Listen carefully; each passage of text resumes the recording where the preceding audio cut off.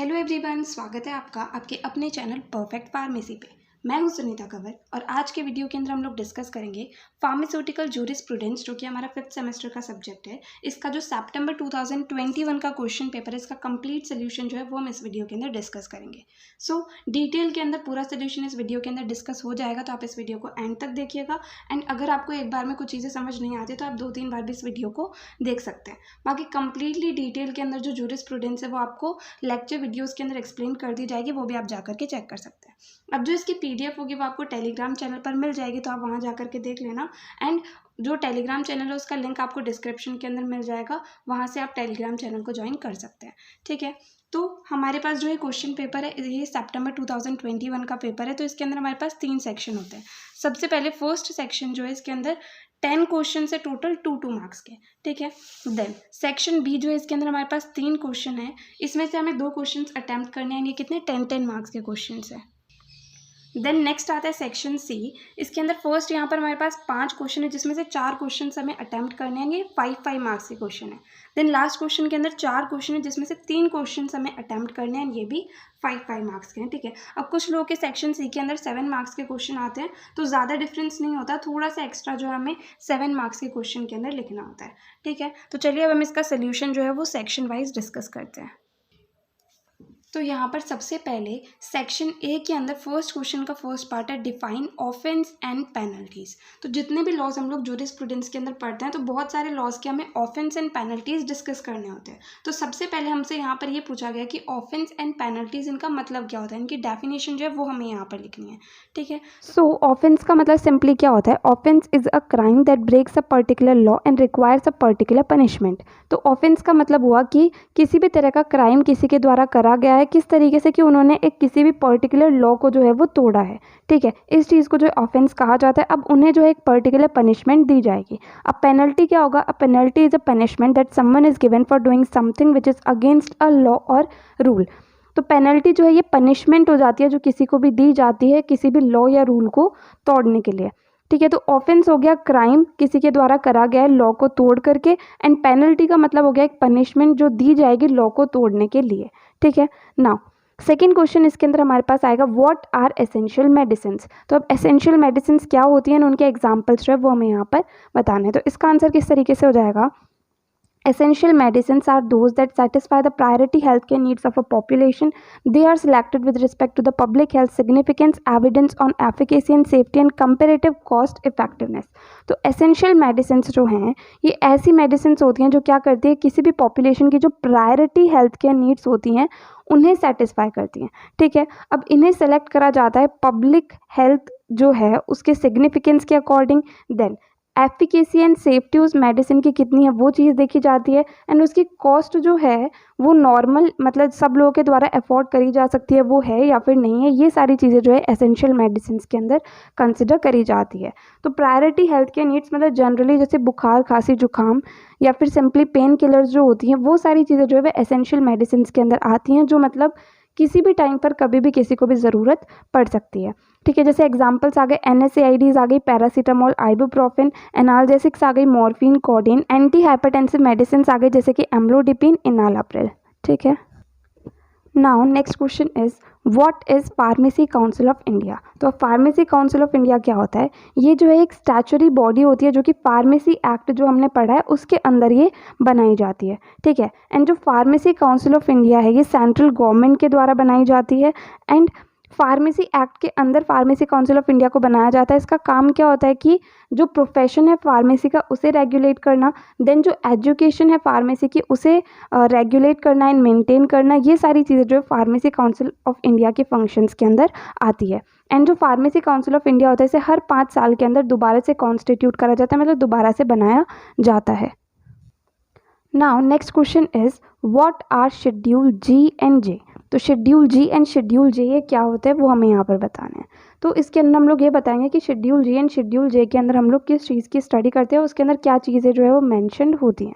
तो शेड्यूल जी जो है इसके अंदर लिस्ट ऑफ सब्सटेंसेज आती हैं जिन्हें यूज़ करा जाता है सिर्फ और सिर्फ मेडिकल प्रोविजन के अंडर एंड जिन्हें अकॉर्डिंगली लेबल करा जाता है। मतलब शेड्यूल जी जो है इसके अंदर उन सब्सटेंसेज की लिस्ट आती है जिन्हें हमें सिर्फ और सिर्फ किसी डॉक्टर के द्वारा बताए जाने के बाद ही यूज़ करना चाहिए। इसके अलावा अगर हम इन्हें बिना किसी भी डॉक्टर के सुपरविजन के बिना यूज़ करेंगे तो क्या होगा, उससे किसी भी तरह के साइड इफ़ेक्ट्स आ सकते हैं और उसके लिए हम खुद ही रिस्पॉन्सिबल होंगे। एंड साथ ही साथ शेड्यूल जी ड्रग्स जो है इन्हें अकॉर्डिंगली लेबल करना होता है, मतलब इसके ऊपर जो है क्लियरली मेंशन होता है कि ये शेड्यूल जी ड्रग है एंड इसे बिना मेडिकल प्रोविजन के हम लोग यूज़ नहीं कर सकते। ठीक है, नेक्स्ट आता है शेड्यूल जे। इसके अंदर क्या आती है, ऐसी डिजीज़ या फिर ऐसे एलिमेंट्स आते हैं जिन्हें आज की डेट में जितने भी ड्रग्स अवेलेबल है वो ठीक नहीं कर सकती हैं। ठीक है, next question is what is RTI act. तो अब RTI एक्ट जो है वो क्या होता है, तो RTI का मतलब क्या होता है, राइट टू इन्फॉर्मेशन। तो ये जो है ये एक एक्ट है जो कि पार्लियामेंट ऑफ इंडिया के द्वारा बनाया गया है एंड इसके द्वारा क्या होता है, रूल्स एंड प्रोसीजर सेट होते हैं कि जो भी सिटीजन्स है इंडिया के उन सबके पास में किस किस इन्फॉर्मेशन का जो है लेने का राइट है। ठीक है, अब इसका एम क्या होता है, it aims to promote transparency in government institutions in India and make our democracy work for the people in real sense. तो इसका मेन एम ये होता है कि जितने भी गवर्नमेंट इंस्टीट्यूशंस है इंडिया के उसके अंदर ट्रांसपेरेंसी हो, मतलब ये ना हो कि वो लोग कुछ चीज़ें छुपा कर रहे हैं, पूरी जो लोग हैं उन्हें पता भी नहीं है। तो इस तरीके से ट्रांसपेरेंसी को प्रमोट करता है एंड साथ ही साथ जो डेमोक्रेसी है उसे एक्चुअल में लोगों के लिए काम करने में मदद करता है। ठीक है, नाउ सेकेंड क्वेश्चन का first part is what are schedule H drugs, give example. तो अब शेड्यूल एच ड्रग्स क्या होती हैं और उसके एग्जाम्पल्स जो है वो हमें यहाँ पर लिखने हैं। तो शेड्यूल एच ड्रग्स जो होती है ना प्रिस्क्रिप्शन ड्रग्स कहा जाता है, मतलब ये ड्रग्स जो हैं तभी बेची जा सकती है किसी के भी द्वारा जब जो पेशेंट है उसके पास में प्रिस्क्रिप्शन होगा एक रजिस्टर्ड मेडिकल प्रैक्टिशनर के द्वारा दिया हुआ।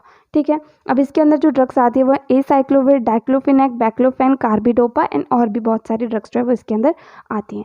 Next question is define wholesale and retail sale. तो अब होलसेल क्या होता है एंड रिटेल सेल क्या होता है, इन दोनों की डेफिनेशन जो है वो हमें यहाँ पर बतानी है। सो अब होलसेल क्या होता है यहाँ पर, when a business buys goods in large quantities from manufacturers और डिस्ट्रीब्यूटर्स। तो जब एक बिजनेस जो है वो सामान को खरीदता है बहुत ज़्यादा क्वांटिटी के अंदर मैन्युफैक्चरर्स या फिर डिस्ट्रीब्यूटर्स के द्वारा, तो उसे जो है होलसेल कहा जाता है। तो सिंपली होलसेल के अंदर क्या होता है कि ड्रग्स या सब्सटेंसेस को लार्ज क्वांटिटीज़ के अंदर परचेज करा जाता है एंड दोबारा सेल करने के लिए परचेज किया जाता है। ठीक है, दूसरा आता है रिटेल सेल। तो रिटेलर जो हैं ये सेल करते हैं गुड्स को टू द अल्टीमेट कस्टमर्स, मतलब फाइनल जो पेशेंट्स हो गए या फिर जिन्हें भी उस ड्रग की ज़रूरत है तो डायरेक्टली ही उन्हीं लोगों को बेचते हैं जिन्हें इनकी ज़रूरत होती है। तो रिटेल सेल के अंदर क्या होगा कि जो गुड्स हैं या फिर ये कहें जो भी सब्सटेंसेस या फिर ड्रग्स है वो डायरेक्टली अल्टीमेट कस्टमर्स के पास जाती हैं। Now next question is define essential commodity. तो अब एसेंशियल कमोडिटी क्या होती है वो हमें यहाँ पर बताना है। तो एसेंशियल कमोडिटी का मतलब होता है एक ऐसी कमोडिटी या फिर कोई एक ऐसी चीज़ जो कि जो शेड्यूल है एसेंशियल कमोडिटीज़ एक्ट के अंदर उसके अंदर स्पेसिफाइड है। मतलब एसेंशियल कमोडिटीज़ एक्ट का शेड्यूल जो है उसके अंदर जो भी चीज़ें मैंशनड है उन्हें एसेंशियल कमोडिटी कहा जाता है। ठीक है, अब जो सेंट्रल गवर्नमेंट है उसके पास में ये पावर होती है कि वो किसी भी कमोडिटी को शेड्यूल में से निकाल सकते हैं या फिर ऐड कर सकते हैं। ठीक है, एंड आज अभी के टाइम जो है शेड्यूल के अंदर जो जो कमोडिटीज़ मैंशनड है वो है जैसे कि ड्रग्स हो गई, fertilizers, food stuffs, petroleum, face mask, sanitizers, ये जो है एसेंशियल कमोडिटीज़ के रूप में आज की डेट में शेड्यूल के अंदर ये सारी चीज़ें जो है वो मैंशनड है एसेंशियल कमोडिटीज़ एक्ट के under. Next question is define intellectual property right. तो अब इंटेलेक्चुअल प्रॉपर्टी राइट IPR जो है इसका मतलब क्या होता है वो हमें यहाँ पर बताना है। तो the rights which can be use for protecting different aspects of an inventive work for multiple protection is known as intellectual property rights. तो ऐसे राइट्स जो क्या करते हैं, कोई भी एक ओनर है जिसने किसी भी चीज़ को डिस्कवर करा है या जिनका खुद का वो आइडिया है, ठीक है, तो उस चीज़ को वो प्रोटेक्ट कर सके कि उसके ऊपर उनका ही हक हो एंड कोई भी दूसरा इंसान उनकी परमिशन के बिना उस चीज़ को यूज़ ना कर सके, उस चीज़ को जो है इंटेलेक्चुअल प्रॉपर्टी राइट कहा जाता है। अब इसके अंदर हमारे पास जो है अलग अलग तरह के इंटेलेक्चुअल प्रॉपर्टी राइट आते हैं, जैसे कि पेटेंट हो गए, ट्रेडमार्क्स हो गए, कॉपीराइट्स हो गए, ट्रेड सीक्रेट्स हो गए, लाइसेंसिंग हो गए, फ्रेंचाइजिंग हो गए, ठीक है, ये सारे जो हैं ये इंटेलेक्चुअल प्रॉपर्टी राइट्स कहलाते हैं। Next question is what is general labelling. तो अब जनरल लेबलिंग जो इसका मतलब क्या होता है, तो the label shall contain information about the name and address of the manufacturer, packer और distributor. It should also contain adequate direction for use, including condition and purposes, drug dosage, timing and route of administration. तो general labelling का मतलब ये है कि किसी भी container के ऊपर जो लेबल प्रेजेंट होता है उसके अंदर क्या क्या चीज़ें जो है वो मैंशनड होनी चाहिए, वो जो है जनरल लेबलिंग के अंदर आती हैं. तो सबसे पहले जो लेबल है उसके ऊपर जो नेम एंड एड्रेस है मैन्युफैक्चरर का, पैकर का या डिस्ट्रीब्यूटर का, वो सब चीज़ें जो है वहाँ पर मेंशन होनी चाहिए. देन उसके ऊपर जो डायरेक्शंस फॉर यूज़ है वो प्रॉपरली लिखी होनी चाहिए. देन कंडीशंस क्या क्या हैं उसके स्टोरेज और इन सारी चीज़ों के लिए. देन पर्पसेस क्या है, उसे यूज़ किस तरीके से करना है. देन ड्रग का डोजेज क्या है, टाइमिंग कब उसे लेना है, रूट ऑफ एडमिनिस्ट्रेशन क्या होगा, ये सारी चीज़ें जो है वो उसके ऊपर मैंशन होनी चाहिए. तो 2 मार्क्स वाले क्वेश्चंस जो है वो वहाँ पर कंप्लीट होते हैं. नेक्स्ट आता है हमारे पास में सेक्शन बी, जिसके अंदर 10 मार्क्स वाले क्वेश्चंस जो हैं वो आएंगे. सो इसके अंदर first question is what are the aims and objectives of drug and cosmetics act 1940 and rules 1945. As per this act what are the conditions for grant of licence for manufacture of drugs. तो सबसे पहले हमें ये बताना है कि जो drugs and cosmetics act 1940 and rules 1945 है, इसके एम्स एंड ऑब्जेक्टिव्स जो हैं वो क्या हैं. उसके बाद में हमें ये बताना है कि इस एक्ट के अकॉर्डिंग जो मैन्युफैक्चरिंग ऑफ ड्रग के लिए लाइसेंस दिया जाता है उसके लिए क्या क्या कंडीशंस जो हैं वो फॉलो करनी होती हैं. ठीक है, तो सबसे पहले मेन एम जो है ड्रग्स एंड कॉस्मेटिक्स एक्ट का वो ये है कि जो import, manufacture, distribution and sale जो है किसी भी ड्रग या कॉस्मेटिक की, उसे मेंटेन करा जा सके. ठीक है, देन इस एक्ट का काम ये है कि जो सब स्टैंडर्ड हो जाता है ड्रग्स के अंदर, मतलब ड्रग जो है वो सही क्वालिटी की नहीं बनी होती है, उसे रोकना. देन जो import, manufacture, distribution and sale of drugs and cosmetics है वो सिर्फ और सिर्फ लाइसेंस जिन लोगों के पास है वो ही इस काम को करे, या फिर जो लोग क्वालिफाइड एंड ट्रेंड है इन सारी चीज़ों के अंदर वही इस काम को करे. ये चीज़ का ध्यान रखना भी इस एक्ट के अंदर ही आता है. ठीक है, देन जो मैन्युफैक्चर एंड सेल है आयुर्वेदिक, सिद्धा एंड यूनानी ड्रग्स की, उसे भी कंट्रोल करना जो है वो इस एक्ट के अंदर आता है. तो ये सारे जो हैं ये एम्स एंड ऑब्जेक्टिव्स थे ड्रग्स एंड कॉस्मेटिक्स एक्ट के. नाउ नेक्स्ट हम लोग देखते हैं कि जनरल कंडीशंस क्या होती है मैन्युफैक्चर ऑफ ड्रग्स के लिए लाइसेंस देने के लिए. तो सबसे पहले उसके अंदर हम लोग क्या करते हैं कि जो प्रेस्क्राइब्ड फॉर्म है उसके अंदर हम लोग एप्लीकेशन डालते हैं कि हमें जो है इस चीज़ का लाइसेंस चाहिए, एंड जो प्रेस्क्राइब्ड फीस है वो सबमिट करके. ठीक है, अब इसके बाद में क्या है कि जो मैन्युफैक्चरिंग के लिए अप्लाई कर रहा है उसके पास जो सुटेबल प्रेमाइसेस होने चाहिए, प्लांट्स एंड इक्विपमेंट्स होने चाहिए, एंड वो भी किसके अकॉर्डिंग होने चाहिए, शेड्यूल M1, M2 या M3 के अकॉर्डिंग होने चाहिए. देन जो वहाँ पर यूनिट लगाई गई है मैन्युफैक्चरिंग के लिए उनके पास में एनालिटिकल एंड टेस्टिंग सेक्शन जो है वो अलग से होने चाहिए. उसके बाद में जो कंपनी का नाम है, उसका कॉन्स्टिट्यूशन है, उसके प्रोडक्ट्स जो भी वो मैन्युफैक्चर कर रहे हैं, बाकी जितनी भी डिटेल्स हैं जो कि लाइसेंसिंग अथॉरिटी को चाहिए होती है, वो सारी की सारी चीज़ें जो है वो उन्हें उनको प्रोवाइड करनी चाहिए. ठीक है, देन उनके पास में प्रॉपर स्टोरेज कंडीशन होनी चाहिए. इस तरीके से जो भी जनरल कंडीशंस लाइसेंस के लिए होनी चाहिए वो हम यहाँ पर लिख देंगे. उसके बाद में हमारे पास अलग अलग तरह के लाइसेंस होते हैं मैन्युफैक्चर ऑफ ड्रग के लिए, वो चीज़ भी हम यहाँ पर मेंशन कर देंगे. अलग अलग टाइप के लाइसेंस कौन कौन से आ जाते हैं, लोन लाइसेंस हो गया, रीपैकिंग लाइसेंस हो गया, मैन्युफैक्चर ऑफ न्यू ड्रग के लिए लाइसेंस हो गया, then manufacture of schedule C and C1 drugs के लिए लाइसेंस हो गया, देन शेड्यूल X ड्रग्स के लिए लाइसेंस हो गया, then drugs other than schedule C, C1 and X जो है उसके लिए लाइसेंस हो गया. ठीक है, तो इस तरीके से जो हम इस क्वेश्चन के आंसर को कंप्लीट कर सकते हैं. Now next question is differentiate between narcotic and psychotropic substances, describe the provision for import and export of narcotic and psychotropic substances as per the NDPS Act. तो सबसे पहले हमें narcotic substances and psychotropic substances in दोनों के बीच में difference क्या होते हैं वो सबसे पहले यहाँ पर बताना है. ठीक है, उसके बाद में हम लोगों को ये बताना है कि जो नार्कोटिक एंड साइकोट्रॉपिक सब्सटेंसेस होते हैं उनके इंपोर्ट के लिए एंड उनके एक्सपोर्ट के लिए क्या क्या प्रोविजंस जो हैं वो NDPS एक्ट मतलब narcotic drug and psychotropic substances act के अंदर दिए गए हैं. ठीक है, तो सबसे पहले हम लोग यहाँ पर ये बताएंगे कि नार्कोटिक सब्सटेंस जो है वो क्या होते हैं. तो ऐसे सब्सटेंसेस जो कि analgesia, narcosis and addiction produce करते हैं वो होते हैं नार्कोटिक सब्सटेंसेस. तो नार्कोटिक सब्सटेंसेस क्या करते हैं, ये एनाल्जेसिया करते हैं, मतलब पेन को ठीक करने में मदद करते हैं, ये नार्कोसिस कॉज करते हैं, एंड देन ये एडिक्शन भी कॉज करते हैं, मतलब इसे अगर रेगुलरली लेते रहेंगे तो इसके ऊपर क्या होती है, डिपेंडेंस हो जाती है। दूसरे आते हैं साइकोट्रॉपिक सब्सटेंसेस। तो साइकोट्रॉपिक सब्सटेंसेस जो हैं ऐसे सब्सटेंसेस होते हैं जो क्या करते हैं कि ब्रेन जो है वो किस तरीके से काम कर रहा है उस चीज़ को इफेक्ट करते हैं। देन जो मूड होता है उसे चेंज कर देते हैं, अवेयरनेस जो है उसे भी इफेक्ट करते हैं, थॉट्स, फीलिंग, बिहेवियर, इन सारी ही चीज़ों को ये सब्सटेंसेस जो हैं वो इफेक्ट करते हैं। तो इनकी डेफिनेशन से इसके अकॉर्डिंग हम लोग इसके बीच में डिफरेंसेस लिख सकते हैं, देन इनके एग्जाम्पल्स भी हम लोग डिफरेंस के अंदर लिख सकते हैं। नेक्स्ट हम देखते हैं कि इसके इम्पोर्ट एंड एक्सपोर्ट के लिए क्या प्रोविजंस जो है वो इस एक्ट के अंदर दिए गए हैं। तो सबसे पहली बात जो है इसके इंपोर्ट या एक्सपोर्ट के लिए वो यही आती है कि प्रॉपर लाइसेंस जो है किसी के पास होना चाहिए, तभी वो इंपोर्ट या एक्सपोर्ट जो है narcotic drugs and psychotropic substances का कर सकते हैं। ठीक है, अब जो गवर्नमेंट अफीम फैक्ट्री होती है उसे जो है अफीम या फिर जो भी narcotic drugs and psychotropic substances हो गए वो सिर्फ और सिर्फ स्टेट गवर्नमेंट को देने, या फिर जो मैन्युफैक्चरिंग केमिस्ट होते हैं सिर्फ उनको देने, एंड वो भी तभी जब उनके पास में परमिशन जो है सुटेबल हो। ठीक है, अब जो परमिट होता है वो 4 कॉपीज़ के अंदर इशू करा जाता है। सबसे पहला जो इशूइंग अथॉरिटी है वो खुद 4th कॉपी को रख लेती है, एंड बाकी की 3 कॉपी जो है वो गवर्नमेंट अफीम फैक्ट्री को भेजी जाती है। ठीक है, अब अफीम जो है उसे सिर्फ और सिर्फ एक्सपोर्ट करा जा सकता है सेंट्रल गवर्नमेंट के बिहाफ पर, उनकी परमिशन के बिना जो है अफीम का एक्सपोर्ट हो ही नहीं सकता इंडिया के बाहर। ठीक है, जब एक्सपोर्ट ऑथराइजेशन के लिए अप्लाई करा जाता है तो एक्सपोर्टर जो है उसे ओरिजिनल और वैलिड कॉपी जो है एक्साइज परमिट की वो वहाँ पर सबमिट करनी होती है, एंड जो इंपोर्ट सर्टिफिकेट होता है ओरिजिनल वो भी वहाँ पर सबमिट करना होता है जब एक्सपोर्ट करने का अगर किसी को भी करना होता है तो। अब जो narcotic drugs and psychotropic substances होते हैं जो कि शेड्यूल 4 के अंदर स्पेसिफाइड है, उन्हें एक्सपोर्ट नहीं किया जा सकता है, बट स्पेसिफाइड क्वांटिटीज़ जो है वो एक्सपोर्ट करी जाती है जब उनके पास में ऑथराइजेशन होता है नार्कोटिक कमिश्नर का।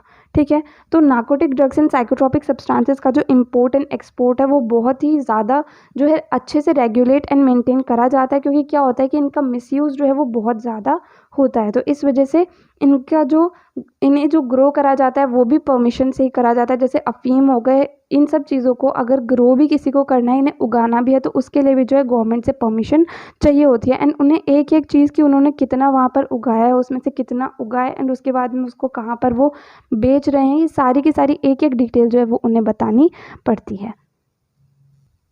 Now next question is, write down the CPC-SEA guidelines for breeding and stocking of animals. Give in detail the constitution and functions of IAEC Institutional Animal Ethics Committee. तो सबसे पहले तो जो CPC-SEA guidelines हैं animals को breed करने के लिए एंड स्टॉक करने के लिए वो हमें सारी बतानी है।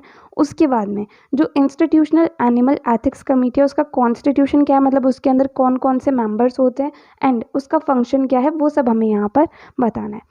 ठीक है, तो सबसे पहले CPC-SEA जो है इसका फुल फॉर्म क्या होता है, ये होती है committee for the provision of control and supervision of experiment on animals. मतलब एक ऐसी कमेटी जो क्या करती है कि एनिमल्स के ऊपर एक्सपेरिमेंट्स करे जाते हैं उसे कंट्रोल करती है एंड सुपरवाइज करती है।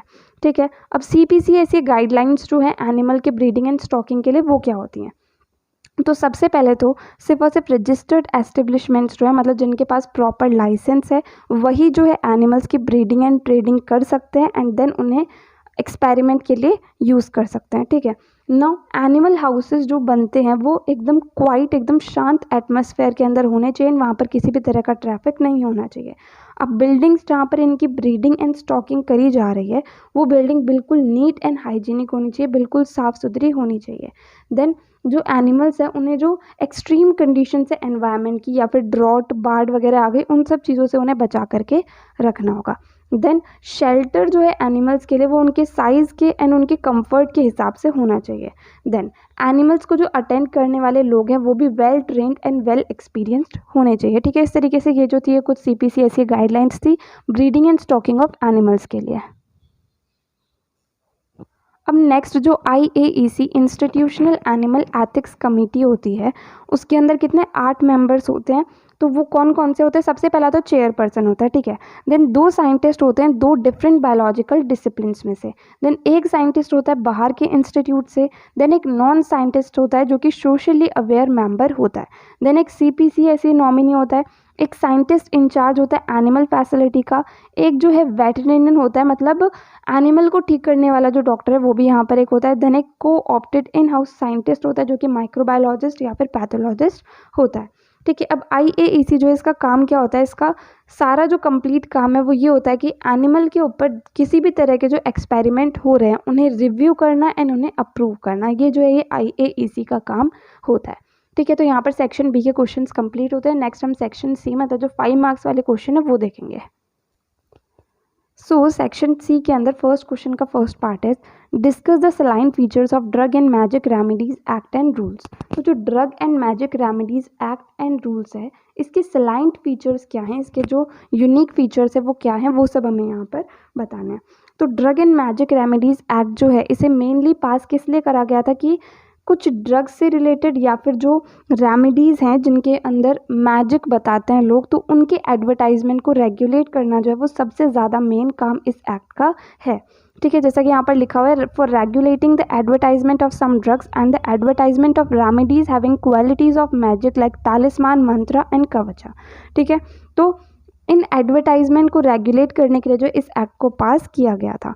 देन इसके द्वारा कौन कौन से जो एडवर्टाइजमेंट्स है वो कंट्रोल होते हैं, जैसे कि एडवर्टाइजमेंट्स जो कि ड्रग्स जो कि मिसकैरेज को, मेंस्ट्रुअल डिसऑर्डर को, सेक्सुअल प्लेजर को, इन सब से रिलेटेड जो भी ड्रग्स वगैरह होती है उनके एडवर्टाइजमेंट जो हैं उन्हें कंट्रोल करना। देन ऐसे एडवर्टाइजमेंट को कंट्रोल करना जो क्या करते हैं फॉल्स इंप्रेशन लगाते हैं या फिर क्या करते हैं कि वो फॉल्स क्लेम करते हैं, जैसे कि वो बोलते हैं कि हाँ इससे ये चीज़ ठीक हो जाएगी बट वो चीज़ ठीक नहीं होती है, तो उनके एडवर्टाइजमेंट को कंट्रोल करना जो है वो भी इस एक्ट के अंदर आता है। देन मैजिक रेमेडीज़ के एडवर्टाइजमेंट्स को कंट्रोल करना, क्योंकि ये क्या करते हैं कि ये लोगों को भ्रम में डालते हैं, क्योंकि एक्चुअली क्या होता है मैजिक रेमेडीज़ जो हैं वो काम की नहीं होती हैं, तो इस वजह से इन चीज़ों को कंट्रोल करने का काम, ये सारे तरह के एडवर्टाइजमेंट्स को कंट्रोल करने का काम जो है वो drug and magic remedies act के अंदर आता है। Now next question is pharmacist oath. तो फार्मासिस्ट ओथ जो है ये हमारे पास कोड ऑफ फार्मास्यूटिकल एथिक वाले टॉपिक के अंदर आती है। जब हमारी बी फार्मेसी की डिग्री कंप्लीट हो जाती है ना उसके बाद में हमें फार्मासिस्ट का लाइसेंस जो है वो मिलता है, तो उसके साथ साथ हमें ये फार्मासिस्ट ओथ जो है ये ओथ हमें लेनी होती है। ओथ मतलब क्या होता है शपथ, तो फार्मासिस्ट बनने के बाद में एक शपथ हम लोग जो लेते हैं वो यहाँ पर फार्मासिस्ट ओथ के अंदर आती है। तो ये यहाँ पर कंप्लीट लिखी हुई है। इसके अंदर मेनली ये कहा गया है कि हम जो हैं हमारे जो पेशेंट्स हैं उनकी जो नीड्स है उन्हें हमसे पहले हमेशा रखेंगे, उनका ध्यान रखना जो है वो हमारी सबसे मेन रिस्पॉन्सिबिलिटी है। उसके बाद में हमारा जो फील्ड है उससे रिलेटेड हम लोग हमारी नॉलेज को अप टू डेट रखेंगे। ठीक है, जिससे कि हम लोग क्या करें कि हमारे प्रोफेशन को आगे बढ़ा सकें। जैसे यहाँ पर लिखा हुआ है I promise to do all I can to protect and improve the physical and moral well-being of society, holding the health and safety of my community above other considerations। तो ये हम प्रॉमिस करते हैं कि हम लोग क्या करेंगे, जो फिजिकल एंड मोरल वेलबींग है सोसाइटी की उसे प्रोटेक्ट करेंगे एंड इम्प्रूव करेंगे, साथ ही साथ हेल्थ एंड सेफ्टी जो है हमारी कम्युनिटी की उसे हम सबसे ऊपर जो है वो रखेंगे। ठीक है, I shall uphold the laws and standards governing my profession, avoiding all forms of misinterpretation and I shall safeguard the distribution of medical and potent substances. तो सबसे पहले तो जो हमारा प्रोफेशन है उससे रिलेटेड जितने भी लॉज एंड स्टैंडर्ड्स हैं उन्हें हम फॉलो करेंगे। उसके बाद में किसी भी तरह का गलत काम जो हम लोग नहीं करेंगे एंड साथ ही साथ जो मेडिकल एंड पोटेंट सब्सटेंसेस है उनकी डिस्ट्रीब्यूशन को हम सेफली करेंगे, मतलब अगेंस्ट द लॉ जो है हम लोग कुछ भी नहीं करेंगे। Next is knowledge gained about patients I shall hold in confidence and never divulge unless compelled to do so by law। तो जो भी पेशेंट की नॉलेज हमारे पास है, पेशेंट के बारे में जो भी जानकारी हमारे पास है वो हम कभी भी किसी को भी नहीं बताएंगे, उसे हम कॉन्फिडेंशियल रखेंगे जब तक कि लॉ के द्वारा हमें नहीं कहा जाएगा कि हम लोग उस जानकारी को दें। ठीक है, next is I shall strive to perfect and enlarge my knowledge to contribute to the advancement of pharmacy and the public health. मतलब हमारी जो भी नॉलेज है उसे हम अप टू डेट रखेंगे फार्मेसी प्रोफेशन के अंदर। ठीक है,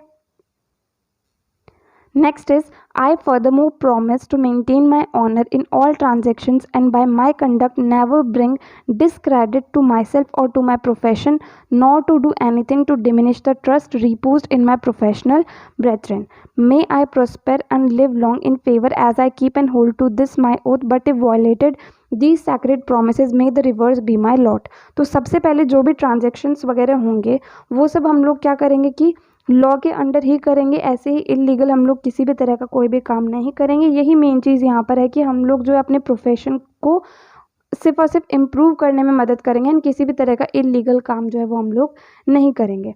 ठीक है, तो ये हो गया complete pharmacist oath. Now next question is what is the qualification and duties of drug inspector. तो ड्रग इंस्पेक्टर बनने के लिए क्वालिफिकेशंस क्या क्या चाहिए होती हैं, ड्रग इंस्पेक्टर बनने के बाद में उसकी ड्यूटीज़ क्या क्या होती है वो हमें यहाँ पर बताना है। ठीक है, तो क्या होता है, ड्रग इंस्पेक्टर वाला क्वेश्चन जो है वो हर एग्जाम के अंदर आता ही है। उसके क्वालिफिकेशन, ड्यूटीज़, पावर्स, ये सारी चीज़ें इसमें से कुछ भी पूछा जाता है तो एक क्वेश्चन तो पक्का ड्रग इंस्पेक्टर वाले टॉपिक से आता ही है, तो इसलिए हमें अच्छे से आना चाहिए।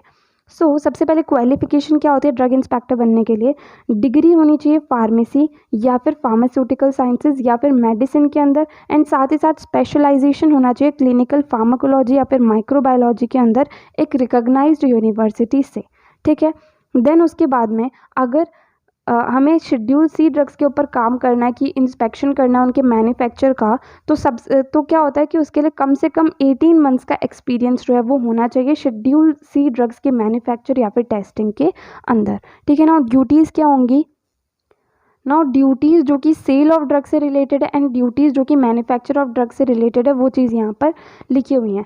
तो सेल के अंदर क्या होता है, सबसे पहले तो कंफर्म करना है कि लाइसेंस के अंदर जो भी कंडीशंस दी गई हैं वो फॉलो की जा रही हैं या फिर नहीं करी जा रही है। ठीक है, उसके बाद में सैम्पल्स जो है उन्हें ऑब्टेन करना है एंड देन एनालिसिस के लिए भेजना है। उसके बाद में इन्वेस्टिगेट करनी है, अगर कोई भी रिटन कंप्लेंट ड्रग इंस्पेक्टर को दी गई है तो उसे इन्वेस्टिगेट करना भी उनका काम होता है। मैन्युफैक्चर के फील्ड के अंदर उन्हें कम से कम साल में 2 बार तो उस जगह को जो इंस्पेक्ट है वो करना ही होगा। उसके बाद में सैंपल ऑफ ड्रग जो है वो टाइम टू टाइम लेने होंगे, देन डिटेल रिपोर्ट जो है इंस्पेक्शन की वो भेजनी होगी। ठीक है, तो इस तरीके से ये थे qualifications and duties of drug inspector. Now next question आता है हाथी कमेटी। तो हाथी कमेटी जो है ये एक कमेटी फार्मास्यूटिकल लेजिस्लेशन के अंदर जो है यहाँ पर उस टॉपिक के अंदर ये आता है हमारे पास। हाथी कमेटी जो है ये क्यों बनाई गई थी, तो इसका मेन काम था कि जो प्रोफेशन है फार्मेसी का उसकी कितनी ग्रोथ हुई है कितनी नहीं हुई है वो सारी चीज़ों को ऑब्जर्व करना जो है इसका काम था। तो हाथी कमेटी को जयसुखलाल हाथी कमेटी भी कहा जाता है एंड ये गवर्नमेंट ऑफ इंडिया के द्वारा अपॉइंट की गई थी ये देखने के लिए कि ड्रग इंडस्ट्री जो है इंडिया के अंदर वो कितनी उसकी ग्रोथ हो रही है नहीं हो रही है, क्या क्या चीज़ें उसके अंदर और चाहिए, क्या क्या रिक्वायरमेंट्स है, वो सारी चीज़ें मतलब ड्रग इंडस्ट्री जो है उसके लिए जो है उसकी ग्रोथ के लिए इस कमेटी को बनाया गया था। ये क्या करती है, ये इंक्वायर करती है development of industry and the status it has attend. तो जो ड्रग इंडस्ट्री उसका डेवलपमेंट कितना हुआ एंड कहाँ तक जो है वो पहुँची है ये चीज़ पता लगाना जो है वो हाथी कमेटी का काम होता है। उसके बाद में क्या होता है कि ये रिकमेंड करती है कि ड्रग इंडस्ट्री की ग्रोथ के लिए हम क्या क्या कर सकते हैं वो चीज़ बताते हैं लोग। उसके बाद में जो भी अरेंजमेंट्स करने चाहिए न्यू टेक्नोलॉजी को इंडस्ट्री के अंदर लाने के लिए उस चीज़ का ये लोग ध्यान रखते हैं। उसके बाद में जो क्वालिटी कंट्रोल ऑफ ड्रग्स है उसे इफेक्टिव तरीके से किस तरीके से करा जा सकता है उसके लिए भी रिकमेंडेशंस देते हैं। उसके बाद में ये लोग क्या करते हैं कि जनरल पब्लिक जो है उसको essential drugs and common house hold remedies को ईजिली किस तरीके से पहुंचाया जाए उस चीज़ के लिए भी ये लोग रिकमेंडेशंस जो हैं वो करते हैं। ठीक है, तो ये था कंप्लीट हाथी कमेटी के बारे में। नाउ नेक्स्ट क्वेश्चन आता है medical termination of pregnancy act. तो medical termination of pregnancy act के लिए 5 मार्क्स के अंदर हमें 1.5 से 2 पेज के अंदर जो जितना मैटर हम लोग को याद है जितना हम लोग को पता है वो चीज़ हम इसके अंदर लिख सकते हैं। ठीक है, तो medical termination of pregnancy act जो है इस एक्ट को बनाया गया था जिससे कि जो मैटरनल हेल्थ है मतलब जो प्रेग्नेंट लेडीज़ होती है उनकी हेल्थ जो है उस चीज़ को इम्प्रूव करा जा सके एंड सही अगर बेबी जो है वो सही कंडीशन के अंदर है तो ही उसे जन्म दिया जाए, ये सारी चीज़ें जो हैं वो ध्यान में रखी जा सके। इसके लिए जो है medical termination of pregnancy act को बनाया गया था। तो अब इस एक्ट के अंदर क्या होता है कि जो भी अनसेफ अबॉर्शंस है उन चीज़ को प्रिवेंट करना जिसकी वजह से क्या है कि जो प्रेग्नेंट लेडी है उसको जो है बचाया जा सके। क्योंकि क्या होता है अनसेफ अबॉर्शंस के अंदर ना ही तो बच्चा बच पाता है और ना ही जो लेडी है वो बच पाती है। तो उन सब चीज़ों को प्रिवेंट करने के लिए एंड जो मैटरनल हेल्थ सिनेरियो है उसे इम्प्रूव करने के लिए जो है MTP एक्ट को लाया गया था। अब ये क्या करता है कि सेफ अबॉर्शन जो है उसे प्रमोट करता है। देन जो अबॉर्शन है वो RMP के द्वारा करा जाता है एंड एक प्लेस जो कि गवर्नमेंट के द्वारा अप्रूव है उसी जगह पर करा जाता है। ठीक है, एंड क्या होता है कि जैसे कोई भी लेडी है वो प्रेग्नेंट है तो या तो क्या होगा कि चाइल्ड जो है वो फिज़िकली एबनॉर्मल होगा, इस तरह का होगा, या फिर क्या है कि वो मेंटली रिटार्डेड होगा, या फिर वो हैंडीकैप्ड होगा। अगर इस तरीके का होगा तो उस जगह पर एबॉर्शन करा जाता है। या फिर क्या होता है कि अगर बेबी को बर्थ देने से मैटरनल हेल्थ जो है वो इफ़ेक्ट होगी, वो फिज़िकली या मेंटली जो है इफ़ेक्ट होगी, तो तब भी जो है एबॉर्शन करा जाता है। ठीक है, अब क्या होता है कि एबॉर्शन जो है वो रजिस्टर्ड मेडिकल प्रैक्टिशनर के द्वारा ही करा जाएगा एंड ऐसी जगह पर करा जाएगा जो कि गवर्नमेंट के द्वारा अप्रूव्ड है।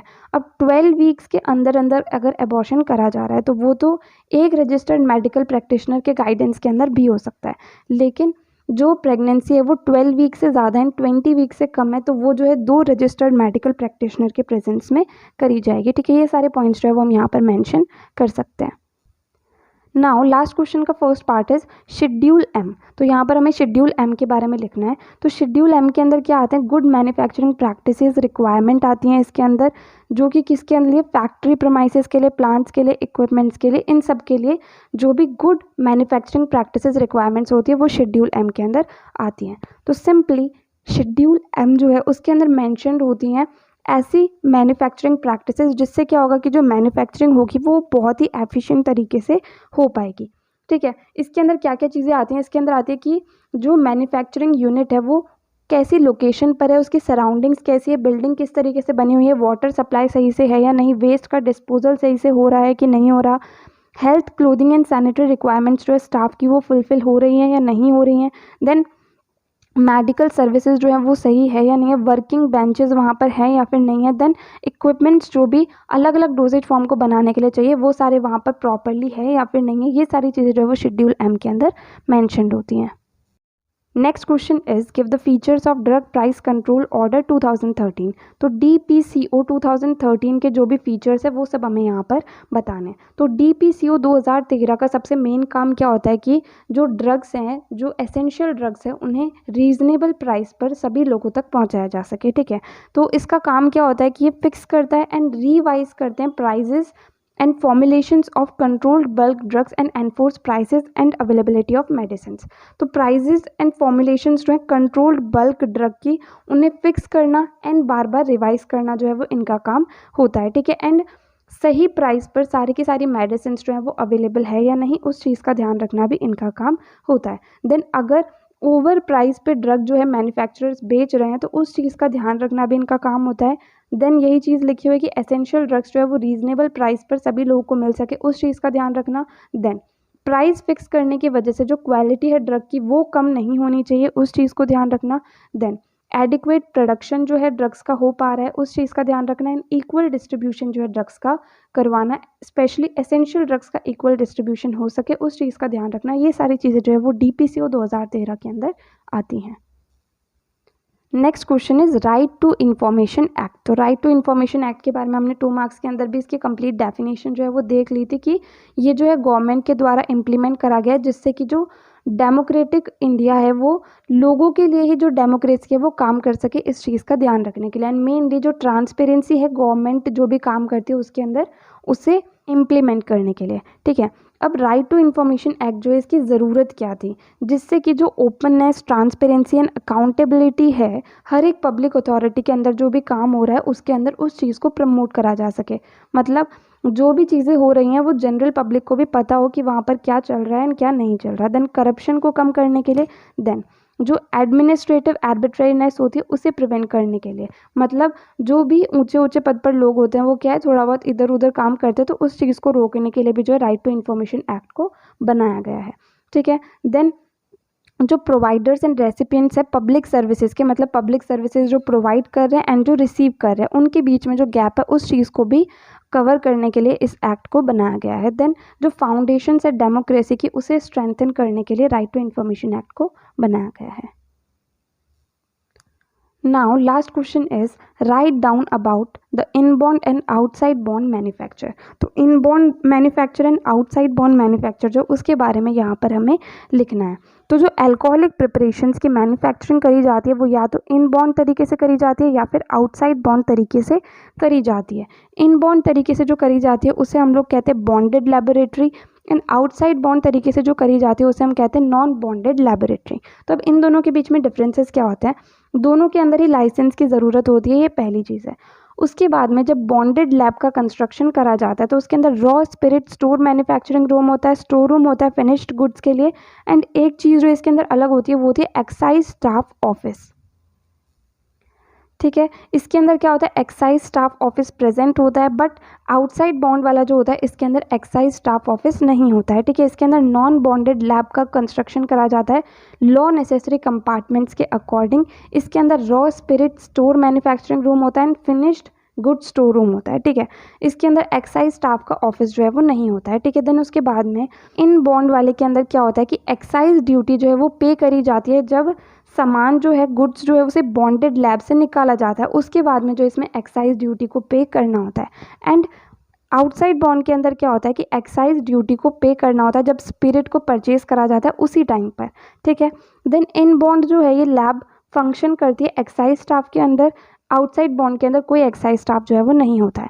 इन बॉन्ड जो है ये लार्ज स्केल मैन्युफैक्चर के लिए सुटेबल होती है एंड आउटसाइड बॉन्ड जो है ये स्मॉल स्केल मैन्युफैक्चर के लिए सुटेबल होती है। ठीक है, तो इस तरीके से हम इन दोनों के बीच में डिफरेंसेस लिख सकते हैं। तो यहाँ पर हमारे पास जो क्वेश्चन पेपर है इसका कंप्लीट सोल्यूशन यहाँ पर कंप्लीट होता है। अगर आपको इस वीडियो के अंदर कहीं भी कोई भी डाउट आए तो आप कमेंट सेक्शन में पूछ सकते हैं। एंड अगर आपको ये वीडियो हेल्पफुल लगी तो प्लीज़ आप इस वीडियो को लाइक करना, अपने फ्रेंड्स के साथ भी शेयर करना और चैनल को सब्सक्राइब करना। थैंक यू सो मच इस वीडियो को एंड तक देखने के लिए एंड चैनल को सपोर्ट करने के लिए।